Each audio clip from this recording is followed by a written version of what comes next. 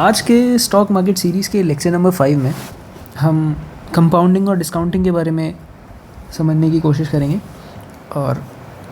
इसको स्टार्ट करने से पहले एक केस हम डिस्कस कर सकते हैं कि कंसिडरिंग एक प्राइस, एक कोई भी कंप्यूटर का हार्डवेयर पार्ट है जो हमें ख़रीदना है, और दो दुकानें हैं उसे जो वो हमें पार्ट प्रोवाइड कर सकती हैं। एक दुकान कहती है कि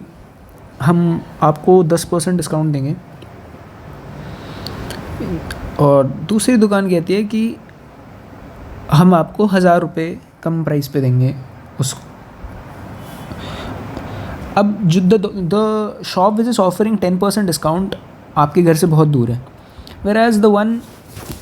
जो कि आपको 1000 रुपीज़ ऑफ दे रही है वो आपके घर के बहुत पास है।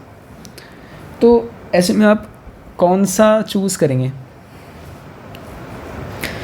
Now the thing is both the discounts in this case are very good, so choice of buying from where we have to buy the product depends on personal perception, और वो ज़्यादा बेटर तब हो पाता है जब हमारी पिक्चर क्लियर हो। when we can compare it with other cases, या फिर other, if we have more options, a 10% of discount seems very good to someone, but the thing is आपको वहाँ तक जाने में इतना ट्रांसपोर्टेशन कॉस्ट आ जाएगा कि आप you will have to think again regarding where you have to go, and you can also compare it with the comparison to other assets, and there are many aspects to it कि like मैं इस पे अगर money invest करूं, या instead of that I can invest the same amount of money in gold,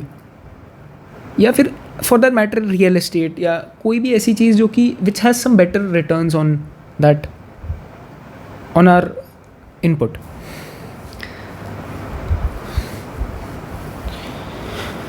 so compounding,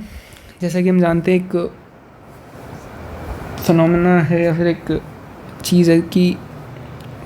जो banks भी use करते हैं टू टेल अस अबाउट कि क्या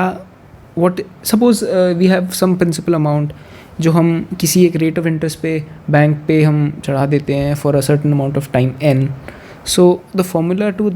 represent that would be to give the amount which you will get after n unit of time would be p1 plus r divided by 100 raised to the power n. यहाँ सबसे ज़्यादा dominating factor होता है n is time. अब यहाँ पे आता है हम उस अमाउंट के हम क्यों यूज़ करते हैं कंपाउंडिंग या फिर डिस्काउंटिंग का सिग्निफिकेंस ये है कि हम आज के प्रेजेंट वैल्यू किसी भी चीज़ के बेसिस पे, किसी भी चीज़ के प्रेजेंट वैल्यू के बेसिस पर और उसके रेट ऑफ डेप्रिसिएशन / इन्फ्लेशन के बेसिस पर हम ये प्रेडिक्ट करते हैं कि after n amount of time उसका प्राइस क्या होगा। We have to calculate the future value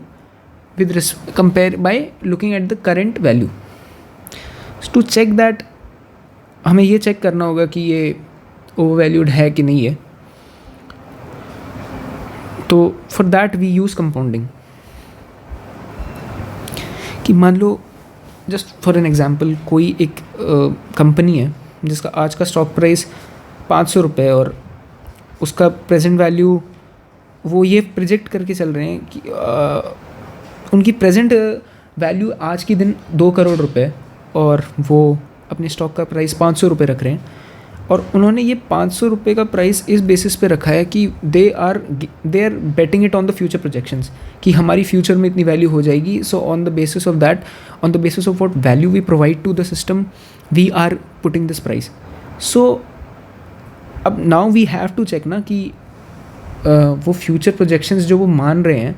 aren't they overvalued or are they overestimating or something? So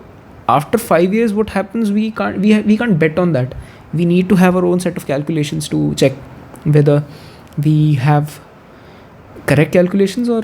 whether we have to just make sure कि हम overvalued price पे तो नहीं खरीद रहे हैं किसी शेयर को। Thank you.